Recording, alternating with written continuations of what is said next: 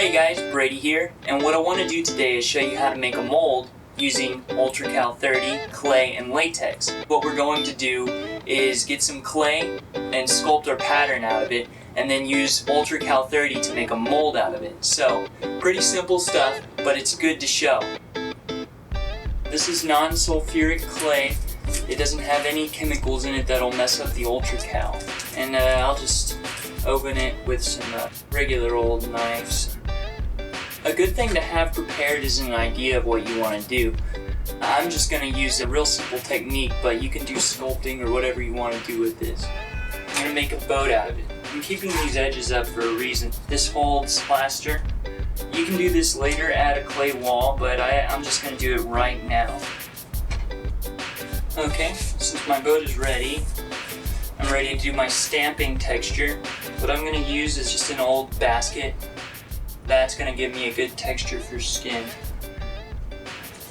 So I'm just going to stamp it and try to hide the seams or areas where the stamp doesn't show up as well. Okay, so this is ready to have a mold made out of it.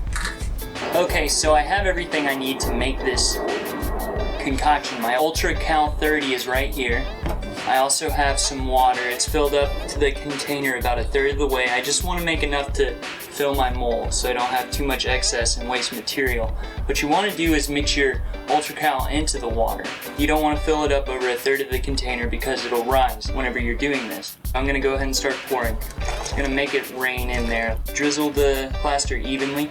I'm using UltraCal 30 because it's very accurate. The plaster can be very messy, so be sure you're working with stuff you don't care about losing or things getting dirty. Notice that the volume of the water is filling the container. That's what will happen. You're mixing very dense UltraCal into your plaster. I don't want to stir it until I'm ready. Just going to keep filling it up. You want to wait until it has a really dense look to it where most of the plaster stays at the surface. It's starting to sit at the top, and that's a good thing. Now what you're looking for is little cracks at the surface of the plaster. That's whenever you know you're ready to begin your stirring. Okay, so now it's ready to be stirred. So at the beginning it seems very watery, but just keep going with it. It becomes more viscous over time. You want to scrape the bottom of your container very thoroughly to make sure there isn't any powder just laying on the bottom. One thing you want to worry about is getting air bubbles. Once it's adequately mixed, you want to kind of tap the side of your container. This will help air bubbles go to the top of the surface. So I'm going to use this spritz bottle right here to spray the surface and pop any air bubbles that lay on the surface. Okay, now it's ready to pour. Be very careful with this. You can make a very big mess very easily. If you have a very detailed model you need to cast, make sure you brush a thin layer of UltraCal plaster on it before you do the pouring. I'm going to go directly to pouring.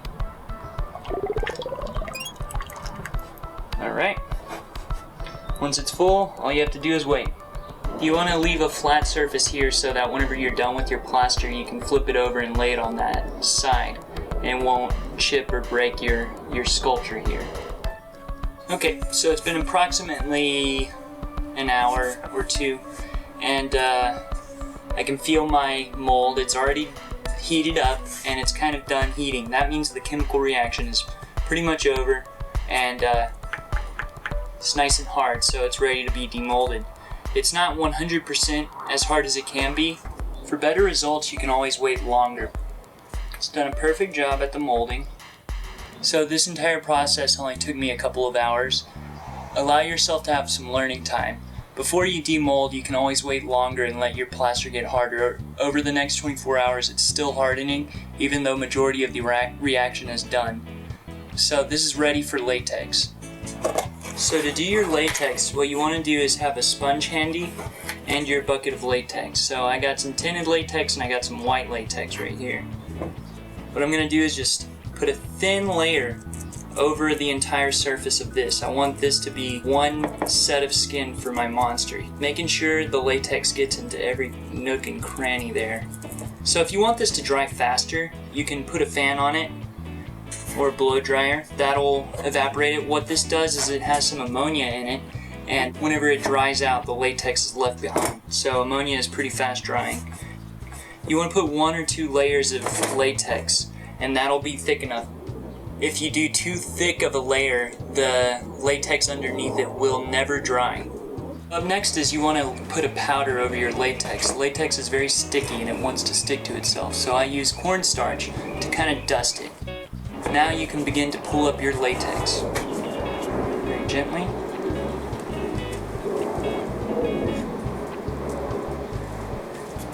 This is the end result. You can make this over and over thanks to making a mold from it. What I can do with this is now use this as a skin for my monster. Hey guys, if you enjoyed the tutorial, please like, share, and subscribe. What this is all about is I'm making a stop motion animation, and I had to learn this process for myself, so I wanted to teach some of you guys. If you have any tips, please post a comment, and if you want to do your own and record it, please send it as a video response. That would be awesome. Thanks for watching.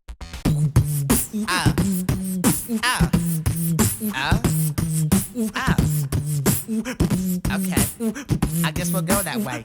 And it goes like this, this, the rhythm, the rhythm, the rhythm, this, the